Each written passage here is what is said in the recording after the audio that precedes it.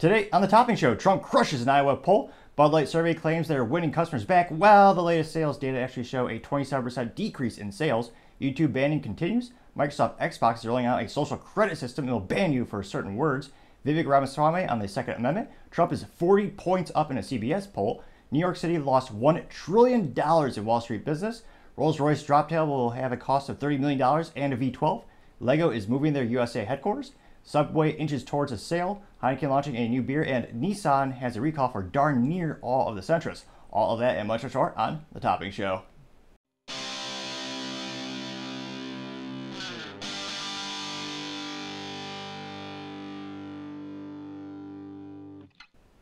Thank you everyone for taking the time to tune in today. Today's episode of Topping Show is sponsored by Topping Technologies. Topping Technologies is an IT value-added reseller and services company with a special for proficiency in IT security. Heck, I see their founder at least twice a day. Guys, he's quite handsome and brilliant. He's me, that's the joke. If you're an IT leader or a business owner, need a little assistance, you're reaching the team at sales@toppingtechnologies.com. And we have a fun promo for this month. We're giving away a free flamethrower with every August purchase. See the website for additional details. Now, going over to the business part of the podcast, you have Royce Droptail having a manual roof, but not a manual transmission. Does have V12 though. Now, this custom-built Rolls-Royce, it looks like it's going to be the first of 4 of the Droptails, and the British automaker unveiled it, and it's meticulously made, takes years to finish, and there's a certain rare beauty about having a 6.75 liter V12 turboed, twin turbo, a V12. It's almost reminiscent of when the company first started, and they actually made both. So Rolls-Royce engines and Rolls-Royce cars. You saw this a lot of back in the day at BMW, starting off with aircraft or air engines, as well as you had motorcycles. A lot of these companies had a lot of crossover between the industries, and Rolls-Royce to this day makes some of the best jet engines out there. But I believe they actually split off. Most of the companies did a couple decades ago. Now, I can't believe some people are actually complaining it has a manual roof, which now they're saying it's a $30 million work of art. And they're complaining it's a manual roof. That's not the main complaint they should be concerned about. The main complaint should be there's no manual transmission, as every great car should have. Now, some people might say that owners don't care because they're not driving them. That's true, but think about the little guy. Think of the chauffeur whose job it is to drive around that billionaire, or that, I could only assume, some oil baron or environmentalist who makes all the money off of the green energy that they sell, which don't make anyone else a profit, but those people at the top are doing quite well. Imagine that fun chauffeur having a stick shift and 3 pedals on the ground. Now, some might say that's ridiculous. It's Rolls-Royce. They'd never do that. False. The very first Rolls-Royce back in 1904 had a 1.8 liter 2-cylinder engine and a 3-speed manual transmission. So they did at one point have a manual transmission. Some would say they sold out years ago and acquiesced to the automatic transmission. And Rolls-Royce is all about luxury and smoothness. But I would say the pinnacle of Rolls-Royce being luxury, the whole experience, you're paying more for everything to be a great experience. Not just the materials in the vehicle, but also the training behind the chauffeur. For many years, they had an academy where you would send your chauffeur to a special Rolls-Royce school where they teach you everything about the vehicle and walk around. You know, how do you move these doors just right, get the perfect ka-clunk when you close it. Imagine how much cooler it would be if they had a manual transmission and that chauffeur had to go to those training grounds and learn how to flawlessly shift, and how much more satisfying their job would be. Remember, sometimes you gotta think about the little guy, although that chauffeur probably makes more money than I could ever imagine, since, again, there's a chauffeur, a billionaire, or whoever. So, interesting news from the Rolls-Royce community, and it is nice, though, that there still is a V12 in their vehicle. I would argue that every Rolls-Royce should, but that's just my 3 cents. Used to be 2 cents, but this economy, 40-year hyperinflation, gotta do 3. Should do 4 cents, but 3 will suffice. Though it is still free to click that subscribe button. Trying to get to 3,000 subscribers by the end of the month. Greatly appreciate your assistance. Now, other interesting business news. You have Lego looking like they're going to move their USA headquarters. Now, the Lego group was actually began way back in the day by partnership with Olden Kirk and, I say it's not as good as it used to be, Chris Teinstein. Back, what was it, in 1891? And it was a carpenter built in Denmark, and the real toys started coming to iteration via wood copies or wood toys 1932, the Lego product that we know really started to be produced in 1948 over in Denmark. Now, I was a little disappointed that now they make those toys everywhere, but it is one of the best toys in history, bar none. If you think of the creativity, the great quite literally the endless possibilities of Legos. I mean, who didn't have some of those fun Danish-made toys? Although it is disappointing, all the years of buying Legos when I was a child, never did get the wooden clogs. If you're from Denmark, how is that not a promo where instead of using packaging that's made out of cardboard, put the Legos in a wooden shoe and ship that over? Again, what is their marketing department doing these days? But I digress. They haven't hired me as a consultant yet. Now, it looks like they revealed their future address for North America, and they're going to be moving away from Bayback, Enfield, Connecticut, which I can't fathom why they had an office there, but that was their headquarters nevertheless. And they're going to be moving out by the end of 2026. And they opened that office back in 1975, oddly enough. Have about 270 U.S. employees. Oh no, that's how many are at the office. They actually have 2,600 U.S. employees in that office. And it looks like they're going to move to Boston beginning in 2025. Now, this is the most hilarious part. This is a quote from a Lego executive. They said, when asked for, why are you moving to Boston? Which I won't even attempt to try a pejorative Southie accent or Bill Burr accent, because they mostly all sound the same, and another time. Accents will come, I promise. Now, they said why Boston? This because, and this is a quote, by the way, quote, to draw upon the region's diverse talent pool and foster strong relationships with other innovative companies in the area, unquote. But I assume that wasn't a joke, but top company, let me see here. Top companies headquartered in Boston. I mean, why not choose a state that's growing exponentially or a city that's growing exponentially? Like, good Texas, Florida. Those cities are growing exponentially. Well, I guess those are states. Well, Texas is more of a country, but a debate for another time. But, I mean, there's a lot of holding companies. I just, did a quick Brave search, and a lot of the companies headquartered in Boston, the top 10 look to be intangible things. When I say intangible, they're selling things that are, you can't touch or feel them. Things like insurance, you have private equity firms, you have software companies. Like, Lego is a very real thing. Maybe the next Lego will be in a metaverse, so you don't even own that. It's just a thought beside a little screen. You have to pick it up in your head or something like that. I'm sorry that's not already a thing if it is already. But yeah, talk about an interesting place. Let me know in the comments. Would you have chosen Boston? Like, when I look at the actual geographic trends in the United States, usually people are leaving the northern areas. They're leaving California. They're leaving Illinois. They're leaving New York. But most of them are all coming to Texas, Florida. I know the Carolinas have grown in terms of company headquarters and people moving there. A very interesting decision. Maybe because I'm sure they have one or two real reasons, but yeah, it'd be interesting to see. Bizarrely enough, Lego looks like they're moving, and I'm sure, as usual, they'll continue to print money for decades because it's one of the best things on the market in terms of a toy for a child. And to this day, even though the patent expires, now you have the knockoffs everywhere because it's legal to knock off their design, their idea, the proprietary idea. Nothing's going to be as good as Lego because they spend more money in research and development and production than any other company. One of the reasons they're so expensive is because of the very, very, very tight tolerances, which, from an engineering perspective, is fascinating. Some of their factories are completely automated. There's no people there.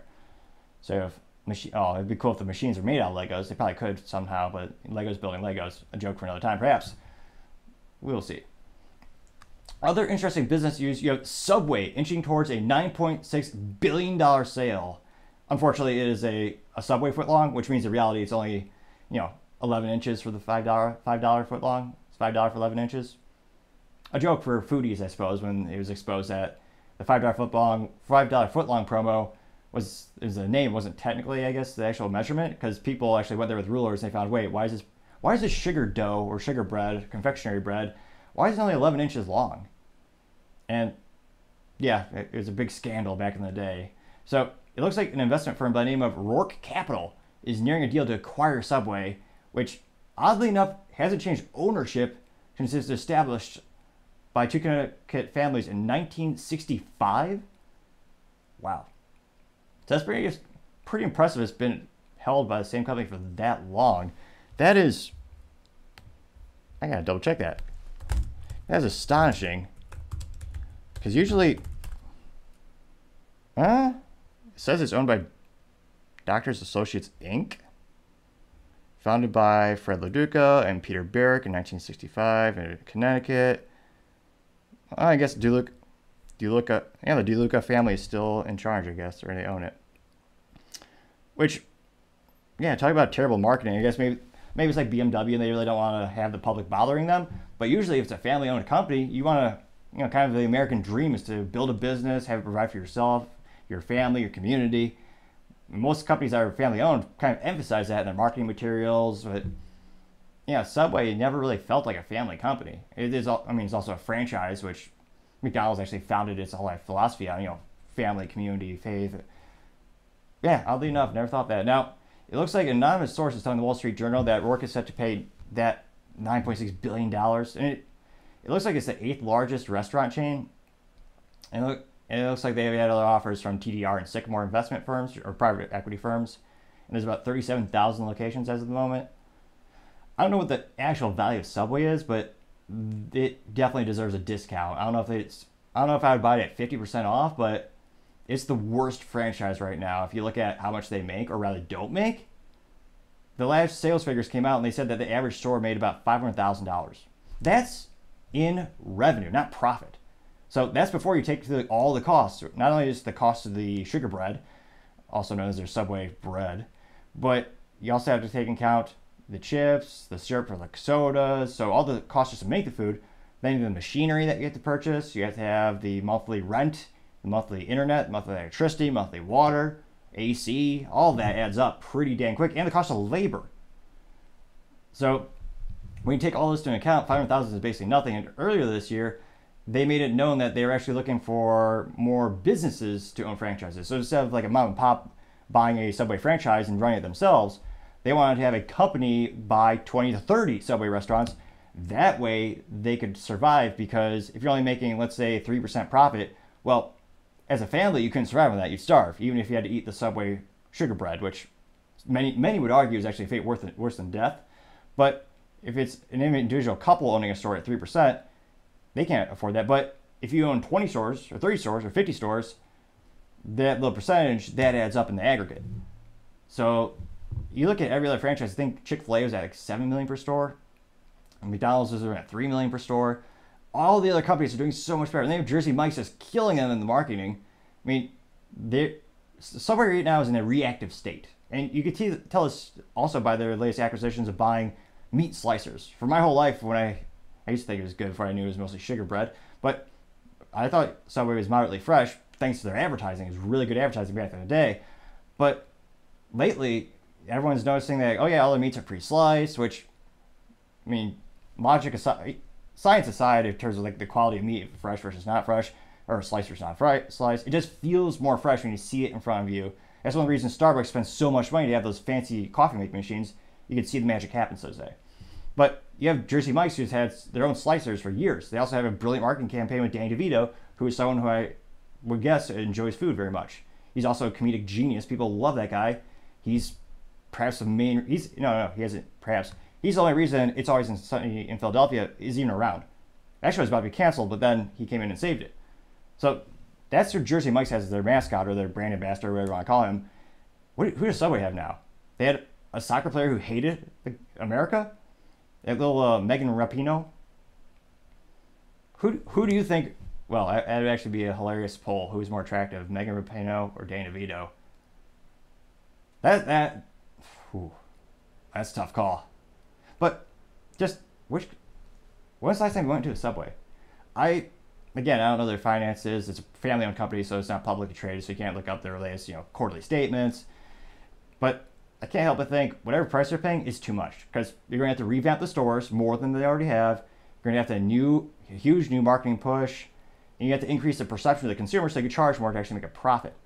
Those are all very difficult things to do in business. It sometimes takes companies decades to turn around the perception of them not being a premium product or not having a premium service. Let me know in the comments, when's the last time you actually ate at Subway willingly? And would you ever want to go there again? It'll be interesting to see, but as I always say, time shall tell.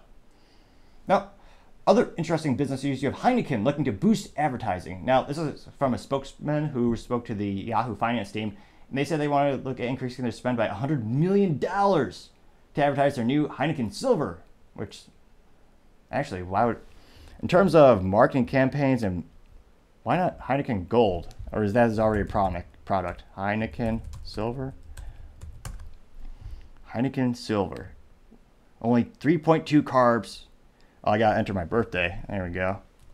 Now, another fascinating cultural phenomenon is fascinating business sites like Pornhub. Instead of having an age verification on their site, they actually they just shut down business from the state. I believe it was Utah.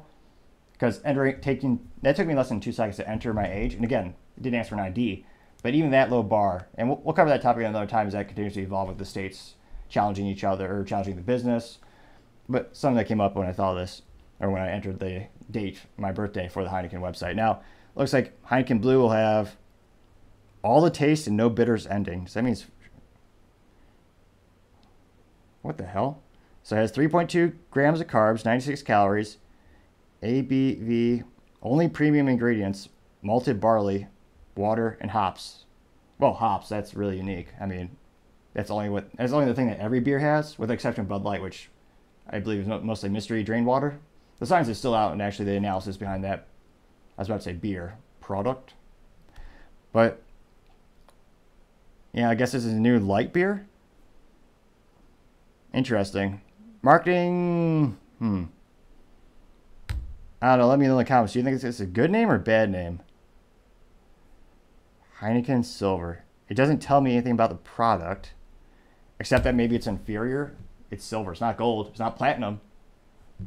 So why not just Heineken Light? It's one of those things where it's not fancy to call a beer light when it's a light beer, but it gets the word across. You know it has less calories and carbs than the original product. And pretty much every beer company has it. Bud Light perhaps being the most famous one, but I bought, for my interview podcast, my guests are coming on and something I want to have refreshment after, so I bought Yuengling Light, interestingly enough. So it'll be interesting to see what Heineken does, but they certainly could use some better advertising in North America, because the only advertising I've ever seen them in is when they bastardized the James Bond series, or instead of asking for a martini, he asked for a Heineken, which is the dumbest thing ever in terms of marketing, because people who are actually fans of Ian Fleming, who's the author behind 007 James Bond, and the classics, everyone knows he only orders one thing. Certainly he's an alcoholic. I've never actually seen a James Bond movie where he drinks water, I believe, but nevertheless, he always has his martini shaken, not stirred. Stirred. That's the worst Sean Connery impression you'll hear probably this year. Probably. Now, ADHD. I completely forgot. Magnet. For those wondering what that was. Now, going over to the culture part of the podcast, you have a Bud Light survey claiming that they won 15% of the boycotting drinkers. Yeah, I don't think so. Now, this will be a good exercise in terms of, let's break down the survey and see why logic will prevail. Now, this looks like this is from I believe it's from New York Times or New York Post in terms of the reference where the study was originally posted. Now, it looks like the proportion of Bud Light drinkers who say they're unlikely to buy the brand the next 3 months fell from 18% to 3%. This, according to a study by Deutsche Bank. I bet they make the Legos too. I digress. The proportion of Bud Light drinkers who say that they are unlikely to buy the brand in the next 3 to 6 months fell from 18% to 3%.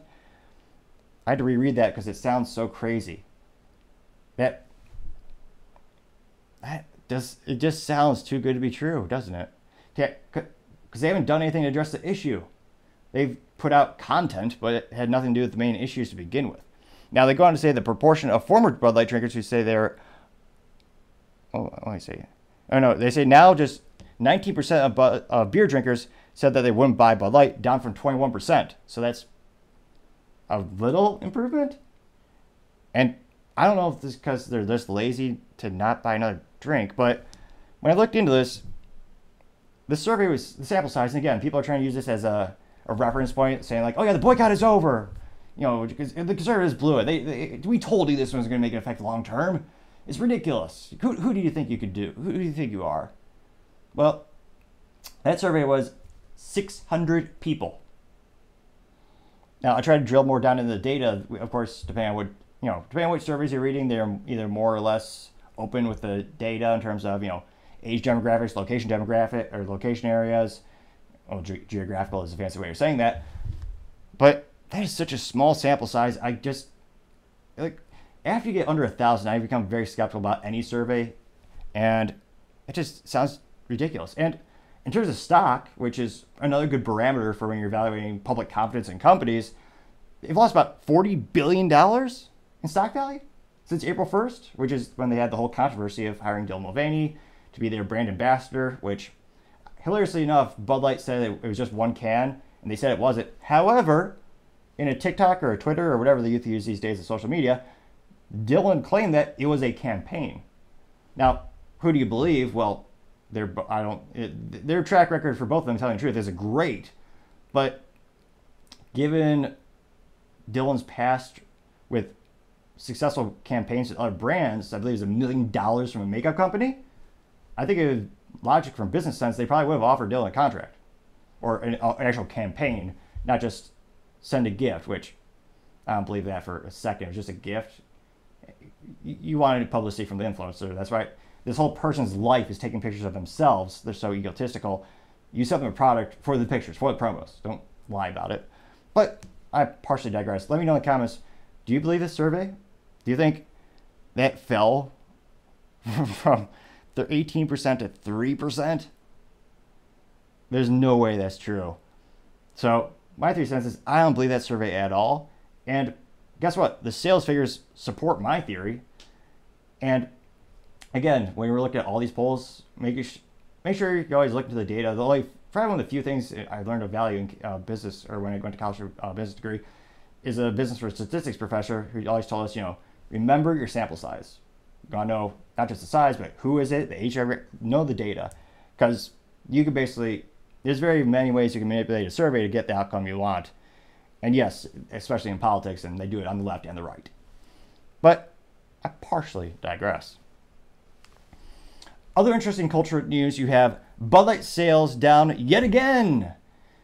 I don't know if this is so much news or just the new norm. It's probably the new norm at this point, but nevertheless entertaining as Bud Light continues to shoot themselves in the foot. Or maybe a more apt metaphor would be continue to drink Bud Light, because I would think they're both equally as uncomfortable. So let's dive into the actual fiscal data. Now it looks like sales are down 26.5% for the week ending August 5th. This according to Nielsen data. Now that's for the sales. In terms of the volume for Bud Light is down 29.7%. Wow. And the week prior is 29.3%. And you have a couple of Yahoo analysts who are claiming that these sales they're never going to regain those sales. And I tend to believe that as well. The only thing I could possibly think of is if they actually sold the company back to Billy Bush, who he's the grandson of the original founder of Anheuser-Busch, who is the parent company with Bud Light, Budweiser, and 57. Oh, no, wait. Not only about 48 brands because he had to sell a bunch off. Now, that would be the only logical thing I could think of to change the public perception, because then it would be, again, headquartered in the United States, family owned. Because right now, they have a U.S. headquarters for Anheuser-Busch, but the global company is InBev, is Anheuser-Busch InBev. That's headquartered over in Belgium, which, don't get me wrong, they make great waffles, great guns. Fabrique Nationale is a great company, don't get me wrong, also known as FN. If you don't know what that is, that's like driving a stick shift and shooting an FN are perhaps one of the most fun you could have, I'd say. It's up there. I highly recommend both. Obviously, if you're of legal age and you can participate in the great American freedom as firearms ownership and participation. Or you live in a state that allows it. That's unfortunately states are kind of banning that because they don't like the Constitution, and the Bill of Rights. But I digress. I think we're going to see more and more of those sales falling precipitously for Bud Light. And again, this just further shows I don't believe that poll where they say they're winning boycotters back. Because I just don't see it. Anecdotally speaking, in terms of what I see at the store when I go to the big box mart, I've seen the Bud Light sales be about the same in terms of when I'm looking at the shelves, and I do a little, every 2 weeks when I go grocery shopping, I'll take a Sharpie, I'll put a dot on a can, or the case. Some might say I'm a rebel without a cause. I've been called that before. And I can't help but notice 2 weeks later it's still there, which in retail is almost unheard of in terms of failing in terms of moving a product. But it'll be interesting to see. Time shall tell. Other interesting cultural news, you have YouTube banning continuing, as looks like they banned the Fresh and Fit and the Red Pill Community, which are both apparently YouTube channels. Now it looks like they're both been banned from the YouTube Partnership Program, and it's a really fancy way of saying they're demonetized. Now it looks like Fresh and Fit actually had 1.48 million subscribers, so that's a pretty damn big achievement. It's very, very few people actually hit the 1 million subscriber mark. And they, of course, they claim, I don't know if this is a joke or not, but on their YouTube banner, it says it's the #1 men's podcast in the world, which is ridiculous because as far as I know, they've never covered things like driving with a stick shift or having 3 pedals, shooting a gun, shaving. I've never seen them talk about those topics. Granted, I've only seen them like a day because I looked in for the article, but still, that wasn't on their homepage. Or starting a fire, what other cool manly things? Voting, fighting in war, having a family. As far as I know, they didn't cover those topics, or at least they weren't glorified on the top page. Now, it looks like their programs are, or like the shows, the topics they cover are Money Monday, which, not too bad for marketing. You know, 2 M's, kind of cool. Womanizer Wednesday, and Fitness Friday. So they do have some wordplay going. I'll give them that. Now, it looks like they are very popular with their live streams, and that's where they make a fair amount of their money. And a lot of people are wondering, you know, why were they really banned? And a lot of people are speculating that is because they had women on the podcast or on the show, and they actually had a phenomenon. And I didn't know this is a thing, but apparently they make a fair amount of money doing it. They'll invite a gal on, people will pay to comment, and they'll insult her, and that pay, I believe YouTube takes 30%, but then they would split it with the girl. And there's a lot of speculations that some of these channels are getting banned or delisted or demonetized because either racism, and again, I've never really tuned into this show. I only have very, very small experience into what they do. Apparently, sexism as well. So it'll be interesting to see. But yeah, they claim they had no official reason from Google. So they claim they're in the dark. And I don't know, it looks like they might do this as a full-time job, which it is 2023. Don't quit any day job. Someone said that in the comments, in which I said, well, yeah, who would? I mean, tough economy, come on now. Now, it'll be interesting to see if we ever get a real reason why they're demonetized, but their channel is now completely, I believe they're going to put it back on Rumble as well.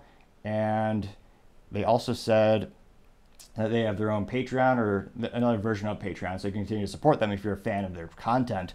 But yeah, losing your monetization can be detrimental, obviously. Not only is YouTube paying people less these days, but actually blacklisting and banning more channels. So it'll be interesting to see who survives perhaps it's the YouTube Apocalypse 2.0, or the YouTube, it's just probably a good Terminator shtick in there somewhere if you were to look close enough. But it'll be interesting to see how many survive the YouTube apocalypse. Time shall tell. Now, other interesting culture news, you have Microsoft Xbox rolling out a social credit system and banning players for speech. Oh, how time has changed. I can't help but reminisce back in the day, back in the good old days of the Xbox 360, one of the most popular systems in history, playing Modern Warfare 2, and it was the Wild West. You can say whatever you damn well pleased. And it's quite entertaining. That was almost half the fun of playing the multiplayer, just talking shtick and spit. You know, it was a very entertaining experience. Probably not great for cognitive development in any case. I wouldn't recommend video games for anyone under the age of perhaps 60. I mean, it really doesn't make you a smarter or a better person unless... No, I can't. I'm trying to think of productive video games. No, not really. Now, maybe the Atari 2600 would be, in terms of like what's child appropriate these days, that might be the only child appropriate video game console perhaps. But I partially digress. It was basically the Wild West. No one got suspended as far as I know. And times, they have changed. So it looks like Microsoft, Xbox, and they've been gathering this data for all the time. And more people are starting to complain about having their feelings hurt because, heaven forbid, you actually have a tough skin or a thick skin. Unfortunately, Americans have just become thick, not thick-skinned, which is, thick skin is what they need. Thick, you hit the gym both mentally and physically, you'll feel a lot better about yourself and the country will be a lot stronger. Now, it looks like if a player gets 8 strikes, their account will be banned for Xbox services, including voice chat or multiplayer, for a year. Now, again, I'm an adult, so I don't actually pay for video games. And I don't know if it's a month-by-month subscription or if you pay for the one-year pass. When I was a kid, back in the day, I remember I couldn't afford Xbox 360, so I remember I had to find one used from a pawn shop or a used, it was a used goods store. So I actually bought Xbox Live in the video game before I had the console because I had to hunt down the console. But I do remember at the time, you get like a little gift card and it was like a one-year membership. I think it was gold or something like that. Not real gold, that would actually be worth tangible money. This is just a plastic credit card, but it's a gold package. Now, I remember back in the day it was a 1 year, but imagine if you pay for 1 year and then you're just deactivated, can't play. And with certain video games, the only point is online. I have yet to meet anyone in the past 10 years who has ever played Call of Duty and played single-player campaign mode. I can't fathom it happens except for the developers who make the game. Like, the whole point is online multiplayer experience. Same for, even when it was the Xbox 360, even back then it was all about the online. Now, it looks like they have a nice little point system for their tyranny. Because of course, so they have all these different strikes and they have different penalties for it. So one strike, that is something that could include a profanity strike and a cheating strike. Or if you have profanity or cheating, they give you one strike. Which, why don't you just ban them if they're cheating? When I was, that's one of the most frustrating things is when you're trying to play that game and you have someone hacking it. Although ironically, I now employ those people, but nevertheless, when I was playing, it was annoying because it'd be unfair. Obviously, if you have someone who actually can't get shot, or if you have someone with a modded controller, will take a semi-auto gun and make it full auto. It's quite literally the definition of an uneven playing field. It makes the multiplayer experience miserable for all the other players because you can't actually go after that person realistically. So why would they not just ban them completely? Or if it's Microsoft, hire that person. Hire that man, as George Steinberger might say in the Seinfeld show. Like, why would you continue to allow that? Because they're making your whole platform miserable. But I digress. That's one strike. And again, with the profanity, what is a profanity? One of the worst things about Google, especially and YouTube, but what is your definition? Is damn, is that bad? That's also a place where beavers go. But beavers, that could be a profanity depending on who you're talking to, the context. Does context even matter anymore? Depending on who you talk to and how insane they are, they'll say no. But again, the gray areas where they want to live, so they can basically have total control, and you get the illusion of some fairness. You have the illusion of rules when really it's just the rule of tyranny, them deciding everything. Which again, I would be more comfortable if they were more transparent with it. Yes, it is their intellectual property. It's Xbox Live. It's their online platform. But they're pretending to be the good guys. They're pretending, oh yeah, we're going to have this, but it's going to be selectively enforced. So what is profanity? Who knows? It could be a damn, be the F word, who knows? And the F word, even nowadays, that means 4 or 5 different things. 6 by the end of the day, because they think of new things all the time. So that's one strike. Then you have actions that will cause you to have 2 strikes. Now, those include sex comments, which that one's more self-explanatory. Mostly. But they also have more things. So another 2-strike offense would be harassment and bullying, which again is garbage because it's ambiguous. It's a gray area. What's bullying? Now, again, I'm not being a proponent for saying you should go out and be mean to people. I'm saying, what's their definition? Is that just you saying your team stinks? Well, that's technically bullying. But that'd also just be a good example of boys being boys. Your team sucks. You couldn't shoot the side of a barn, which is perhaps like the most Southern gentleman way of insulting someone. Although it is about shooting, so it's perhaps one of those, and it's probably one of those biggest insults you can give a Texan. But what's the definition of bullying? What's the definition of harassment? Again, we don't know. It's a gray area, and that's how they want it, so they can manipulate it how they want. Now, then they have a separate category. This is 3 strikes. So you get 3 strikes if you do this. This is the top evil thing you can do according to Microsoft Xbox, which Microsoft made Xbox. They own Xbox.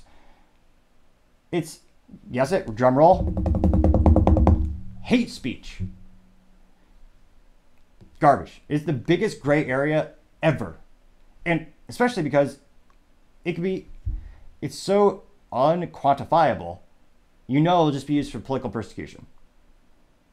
If someone says, "Oh yeah, Catholics suck," they won't get. I guarantee that person will not be banned. They'll not be prosecuted at all. Unfortunately, it's the one religion that is still the butt of every joke. It's got to be such a cliche; they're not even funny anymore. But yeah, what is hate speech?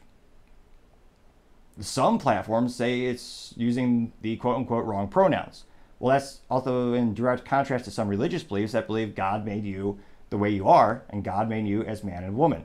So you could also argue, again, some people are going to say, well, that's religious discrimination because their faith has instructed them with a set of beliefs, and that's in direct contrast to that. Now, those people are going to be banned? Does that sound fair? Again, it's so unquantifiable. It's, in my opinion, it's going to be clearly used for political manipulation and political persecution. Let me know in the comments, do you think it's going to be evenly enforced between all the different politics, all different religions? Or is it just being used for one side as basically as a bludgeon or a mallet to beat someone over the head with? Now, going into the strike penalties, you have one strike. If you get one strike on your account, you're banned for a day. Which, heaven forbid, you might actually go out there and read a book, or go outside. And I know it's scary. The sun is out there. I'm no fan of the sun. Obviously, I burn. Perhaps the only Cuban you'll ever meet. He actually burns terribly. But yeah, it's one of those things. One day suspension. Good God, what will they do? Now, if you get 2 strikes, that's still just 1 day suspension. If you get 3 strikes, so if you just say 3 strikes, which could be just one hate speech, which again, we don't know what that is because they're not defining these things. They're just saying whatever. It's basically whatever speech they hate, basically. That's 3 days.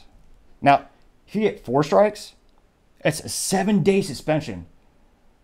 Which means one of those kids might have to go 7 days without having their eyeballs glued to a TV. Or in this case, perhaps a computer monitor that they connect the Xbox up to. Now, if they get 5 strikes, that's 14 days of no Xbox. Dear God. 14. That's 2 weeks, as the private school would tell the kids. I don't know what the public schools are teaching these days. Most of the time. 2 weeks without Xbox. How could you go 2 weeks without playing Call of Duty? Which I assume is the only thing. Maybe Gears of War is still around. 2 weeks, dear God. Now, it gets worse though. Or better, depending on, if you think society needs video games or... Now, you get 6 strikes. That's a 21-day suspension. 21. That's almost a month. Wow.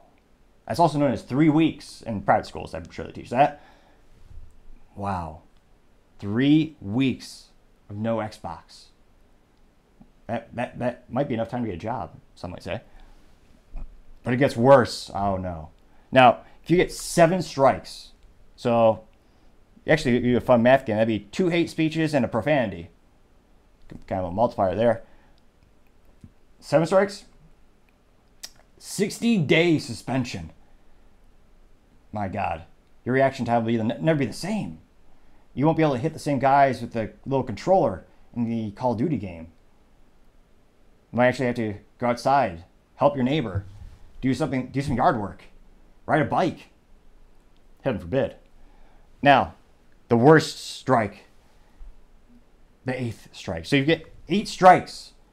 They give you a 365-day suspension. A year. That's like a lifetime for a kid. A whole year.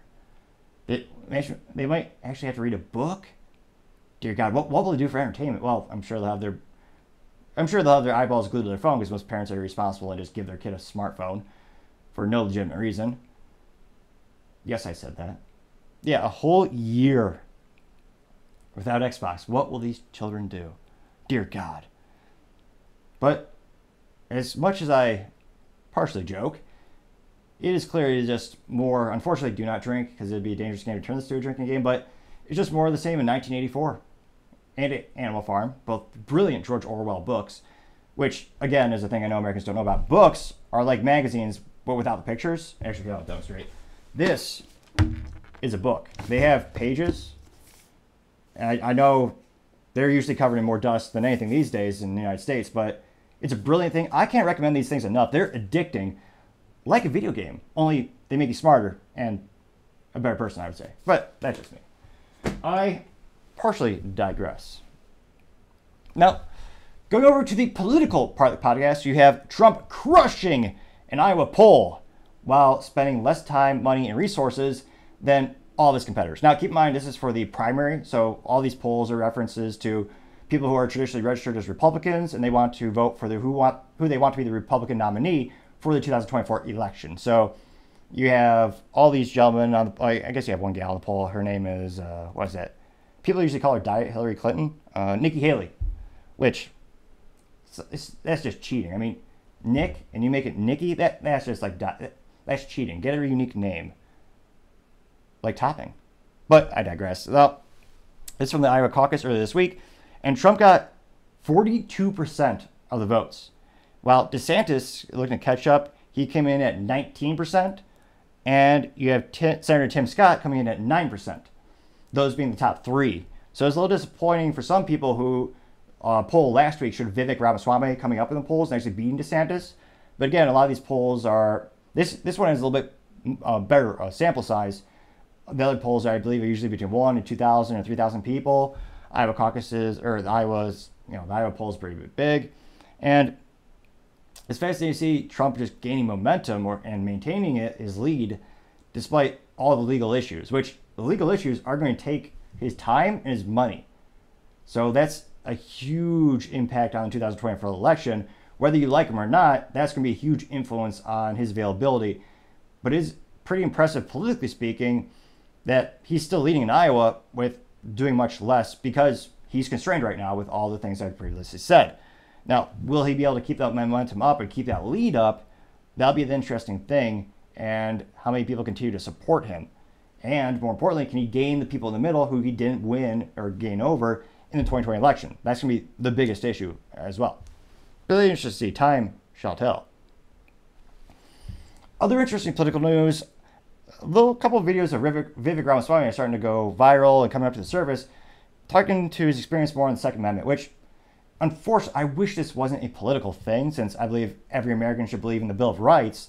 But in the United States, for my international viewers, when it comes to the Bill of Rights and believing in the Second Amendment, which is also known as the freedom to keep and bear arms, it's become one of those things where it's a cliche, but Republicans usually support it. Democrats usually are against it, want to take the guns away.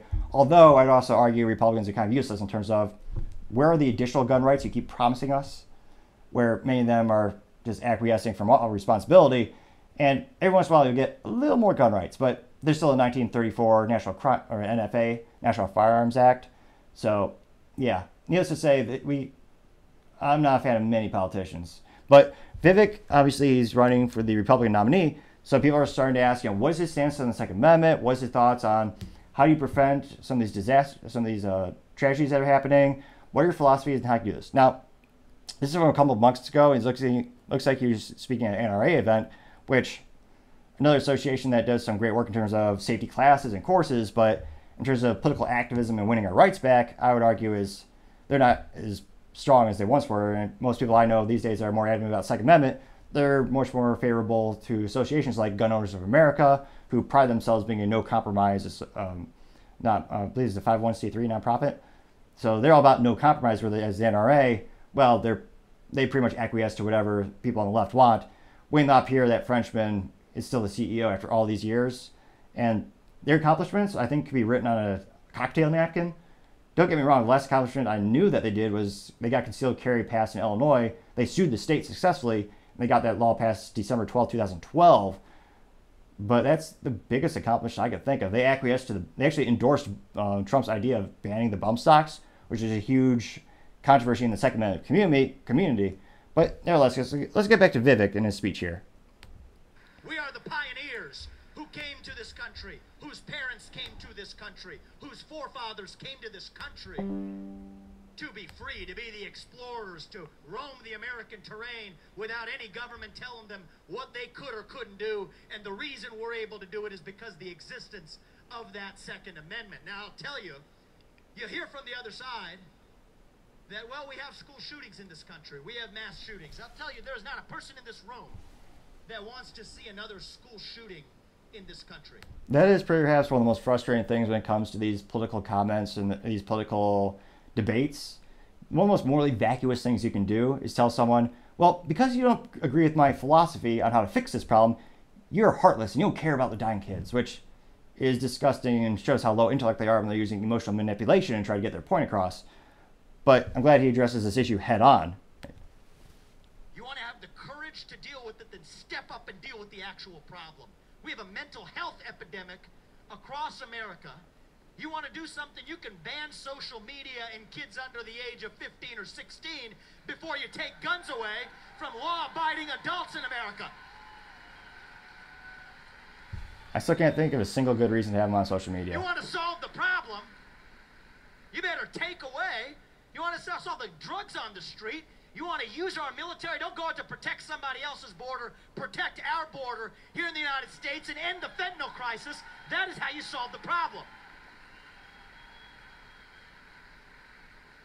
The fatherlessness epidemic. 25% of kids are born into families without a household. Black Lives Matter says they want to annihilate the nuclear family structure.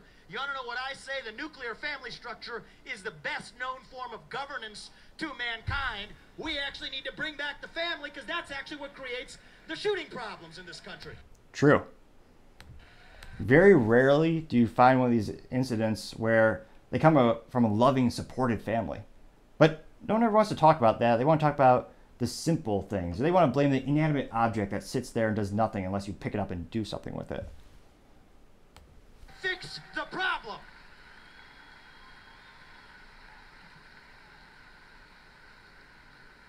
Now, that mental health epidemic, where did it come from? It didn't start in a vacuum. Okay, it started because we are lost in the desert. I'm going to tell you something about myself. I'm 37 years old. I was born in 1985. I'm the first millennial candidate ever to run for U.S. president as a Republican. I'm going to speak to you on behalf of my generation. I'm going to tell you something about us. I think it's true about all of us of every age, actually, in this country. We are lost. We are hungry for a cause. We're hungry for purpose and meaning and identity when the things that used to fill that purpose, like faith, patriotism, hard work, family, these things have disappeared. Wokeness, gender ideology, transgenderism, the climate cult, COVID cult have taken their place. You ask someone my age, what does it mean to be an American? You get a blank stare in response. That is the problem at the heart of our national soul. And if we can answer what it means to be an American today, that is how you stop the spread of anxiety and depression and uncertainty and self-doubt. So what does it mean to be American? It means you believe in basic ideas like merit, the idea that you get ahead in this country not on the color of your skin, as Martin Luther King said it, but on the content of your character and your contributions, which is why I'll end race-based affirmative action in America. It means you believe in the rule of law, that people like my parents who want to come to this country can come through the front door and make their contributions. But I am sorry, your first act of entering this country cannot be a law-breaking one. That is not racist or xenophobic. It is what it means to be American. It means we believe. Thank you. It means we believe in free speech and open debate, because I'll tell you this, free speech is a condition for peace in America. You tell people they cannot speak, that is when they scream. You tell people... It's also how you create echo chambers. When you ban everyone and they go to one area, they're only going to speak themselves. They're just going to get the same ideas reinforced. You're not going to disprove those ideals you don't agree with, which is why pretty much, in my opinion, the solution to many of these issues is public debates. Have philosophical discussion, have the best ideas bring to the surface. People, they cannot scream. That is when they tear things down. Our founding fathers knew that as well as anybody. They had a dream in this country. It's the dream that I have as a citizen, that the people who we elect to run the government in America ought to be the people who actually run the government in America, not this permanent state administrative bureaucracy that actually runs the show. And that is why we need to get in there and shut down that federal bureaucracy. I'll tell you where I'll start. Let's start with the Department of Education. 83, thank you. Let me hear it. $83 billion a year spent on God knows what, foisting race and gender ideology onto our kids. Shut that down for a quarter of that budget. I've done the math on this. You can put 3 armed security guards in every school across this nation. You tell me what's a better use of money. I think someone also did the math on, oh yeah, we've sent this other country over $100 billion. We could have had an armed veteran at every single public school in the United States. But it shows our politicians' priorities. It's not our countries, the other countries. I've also said that we need to go further. When you have an agency like that FBI that told Martin Luther King he couldn't have that concealed permit, that now tells conservatives effectively the same thing, politicizing the police state against them, you can't reform that from the top down. You have states like New York that are especially like this. Although politicians, famously Dianne Feinstein a couple years back, they got their concealed carry permits approved like that. But everyone else had to jump through hoops for months and months just to be told no. This is why I've said what you're not supposed to say, but I'm saying it tonight. I will say it again. We will shut down the FBI and replace it with a police apparatus that actually respects the law instead of making it up. I really hope he doesn't visit Dallas. It didn't end so well for the last politician that threatened the FBI and CIA. And that apparatus can actually do the job of those background checks, which means that tonight I'm pleased to make the announcement that if I'm elected next president of the United States, we will finally shut down the ATF, an agency that is beyond repair. That is the right answer left in the country. And while we're at it, let's make constitutional carry the law of the land and finally put any ban on those efforts to actually make that federal gun registry, because they want to be able to find you just like the British monarch wanted to find the colonists. We're not going to let that happen. Brilliant and articulate end of that speech, I must say, calling on a lot of the things most conservatives are concerned about, and many historical facts as well. If you look at history, pretty much every time the government takes the guns from the people, nothing good ever happens. There's a reason my family got out of Cuba even as soon as they could. And it'd be interesting if he can get rid of the ATF, which I can't imagine. There's going to be a lot of alive dogs in the next couple of years if the ATF didn't exist. My God. Which, dark humor. Look at their protocol for handling dogs, as well as look up Ruby Ridge and Waco incidents. But that's their protocol. That's what they like to do. So it'll be interesting to see.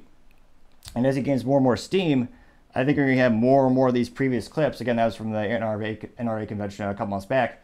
I think you're going to see more and more of these clips going viral as people start to research the man behind the messaging, or the message behind the man. Yeah, little column A, little column B. People want to see, what are his opinions on these important topics that they find dear to their heart. He's certainly starting to go viral. It'll be interesting to see, can he keep up this momentum, and what polls are he's going to accelerate in, and does he really stand a chance? Be interesting to see. Time shall tell. Now, other political news, you have Trump up 40 points in a CBS poll, which that's astonishing. Now, this poll was released a couple days earlier this week. This is a poll that was taken between August 16th and August 18th. It had a plus or minus margin of error of 5.7 points. And unfortunately, I did not see the sample size on the CBS poll video. Now, so we had to take it, of course, with a grain of salt. Now, it looks like for the Republican primary, according to this poll, they had Trump coming in at 62%, which is astonishing. So 62% of the people said they want Trump to be the Republican nominee, followed by DeSantis at 16%. Then you have Vivek Ramaswamy at 7%. You have Mike Pence at 5%. It looks like Tim Scott at 3%. Nikki Haley at 2%. Chris Christie at 2%. And then Burgum at 1%.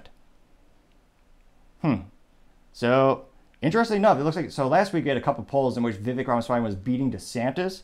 It looks like in this particular poll, he's back to beating Vivek again, going from, that's a pretty big lead from this specific poll. DeSantis coming in at 16, and then, Vivek only at 7. So it'll be interesting to see if Vivek can keep up this growth, or Again, maybe this is, that one poll is an outlier that had him up ahead. I mean, anecdotally speaking, in terms of what I see on social media, what I hear from my friends, and granted, my sample size for that is mostly within Texas, but there are more people starting to appreciate his responses to these deep questions, and they like the way he particularly articulate all of his ideals, and more importantly, how is he going to get stuff done, which, historically speaking, Republicans and Democrats are pretty crappy at. It's probably a fancy way of saying that, but a lot of them, left and right, will just say the same cliche things. Like, Republicans will say, oh yeah, we need our gun rights. Great. Which rights are you going to do? Are you going to repeal the NFA? Are you going to get rid of the ATF? What specifically are you going to do to get gun rights back? Or so they'll sometimes say, we need to get people back to work. Great. How? Will you actually cut the corporate tax? So businesses are incentivized to come to the United States? What are you going to do to actually get that done? So Vivek has done pretty well in that regard, and the videos are quite impressive. But it'll be interesting to see Trump has such a massive lead.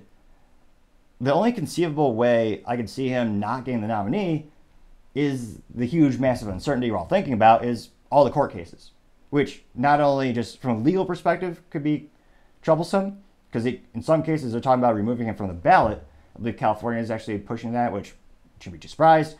But even if they can delay, but again, he's still going to be locked up with his time and resources. He's at, I believe, 4 separate court dates in 4 separate states. And most of them, I believe, are more on the East Coast and Georgia. Those aren't swing states. And again, every nominee, left, right, usually they focus on the swing states, the states that are known to switch sides. I mean, Trump is going to spend, it'd be a waste of Trump's time to spend more than 18 seconds or 1/10 of a second in California. For decades, it's voted blue. Same with Texas. For a long time, it's been red.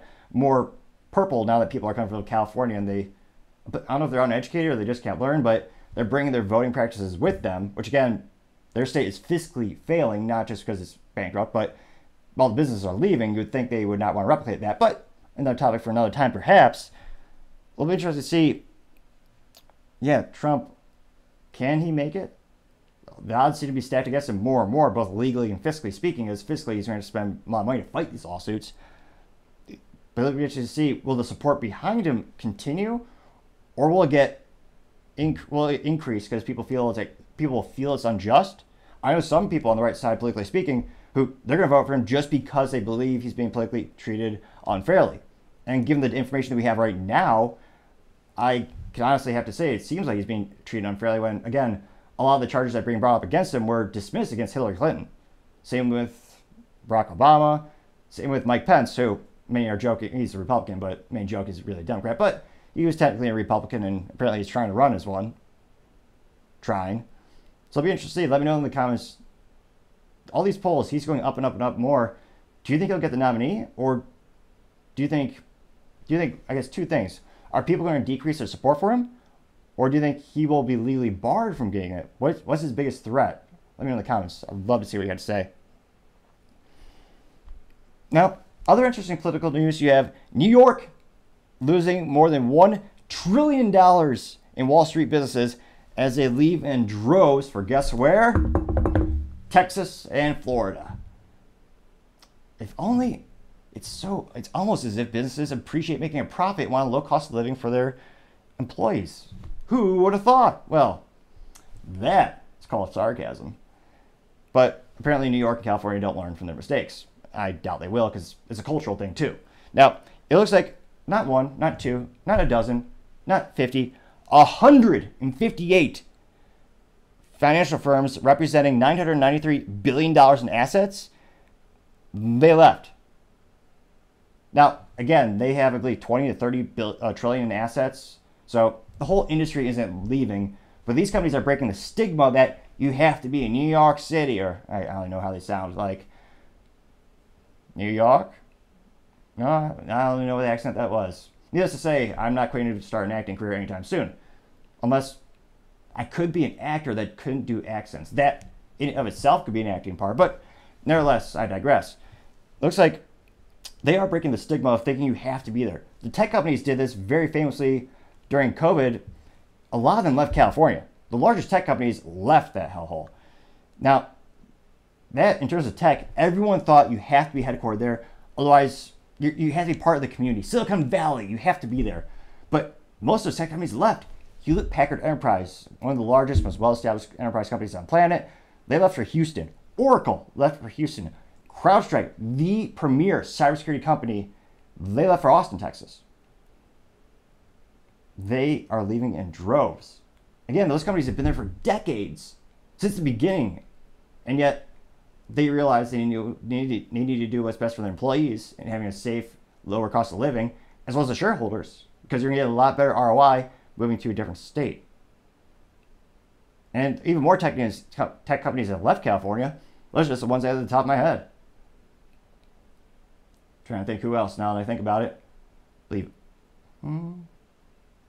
are a couple. But nevertheless, getting back to the financial, some of the most prominent financial firms that left include Icahn Capital, which is famously founded by Carl Icahn. It looks like his firm represents $22.2 billion in assets. They went specifically over to Florida. You then have Paul Singer's Elliott Management. They have $59.2 billion in assets, including having investments in such well-known stocks as AT&T, Twitter, and then oddly enough, the government of Argentina, which that's certainly a different investment. And they decided to move it to Florida again. Now, also another one. Let's see here. Wow. Kathy Good. It looks like she's most famously for investing in Tesla, being an early investor in that. Her firm is known as ARK Investment Fund. That has $24.7 billion worth of assets. They're moving to Florida again. Now, in terms of overall, again, these are, wow. So 158 left to Florida specifically. Now, overall, you had a little bit over 370 investment companies, and they all represent $2.7 trillion. They moved their headquarters, and this is since the pandemic, to Florida, Texas, Tennessee, and North Carolina. It's almost as if all those states have something in common. Although, let me see here. I wonder, North Carolina, let's see here. Do they have an income tax? That's one of the good parameters for freedom. Looks like, in terms of political affiliation, they did go to Donald Trump at 50%. And it was close, 50% compared to 48.7% during the last presidential election. Now, do they have an income tax? Ooh, they do. So who would want to live there? Not me. 5.27%? Forget about that. Imagine the government or the federal government stealing 40% of your income tax, and then the state taking another 5% or 10%. Then sales tax takes another 10%. I digress, but needless to say, I'm not moving to North Carolina anytime soon. But imagine that, 370 investment firms, and they all left to states that are vastly superior in terms of cost of living, in terms of better for business, lower corporate taxes. Will New York change to attract businesses anytime soon? No, I would venture to say no, they will not. Let me know in the comments, do you think they'll ever change? I certainly don't think so, but as I always say, time shall tell. Now, going over to the business blunder of the day, you have Nissan having a recall for about 230,000 vehicles. Now, this is apparently a recall for Nissan Sentras due to a busted tie rod, and this does include models from 2020 to 2022, and they claim that the tie rods could bend during use. That's not good. Now, in their defense, I don't know how much the average American driver weighs these days, but that might be a contributing factor, unfortunately. Now, they also claim this is similar to another recall they had in 2021, where they claim they thought they fixed every car. Yeah, apparently not so much. Now, Nissan estimates that there are 236,238 vehicles that have a, quote, potentially involved, unquote, in the tie rod issue. Nearly all 299,631 Sentras the company produced in all years. So it's hard to believe they produced 300,000 or about 300,000 Sentras, and they're claiming about 235 are affected. Now, I also think it's an abomination to actually, I feel bad if you ever had to drive the vehicle because you can't even get in a stick shift. It's automatic only, as if it wasn't boring enough as a vehicle already. It's also a Nissan, so unfortunately there's that as well. Now, if you live in other countries, Europe, I believe you actually could get in a stick shift, which is how every vehicle should come. Because not only does it force you to pay attention to the road, but This actually makes it an experience and you actually have fun. But type of Nissan, that's automatic, and also has this big recall. That certainly is the business blunder of the day. Thank you everyone for taking the time to tune in. We're trying to get again to 3,000 subscribers by the end of August, so you can click that button. I'd greatly appreciate it. Also, take the time to like and comment. That greatly helps out the channel. The feedback is also invaluable, whether it's giving your evidence or your experiences beyond the topics we cover, or just critical feedback on how I can make the show better. It's always appreciated. Also, don't forget to tell your family, tell your friends, tell your coworkers, heck, tell your enemies, tell anyone and everyone. Just stay safe, fight the good fight.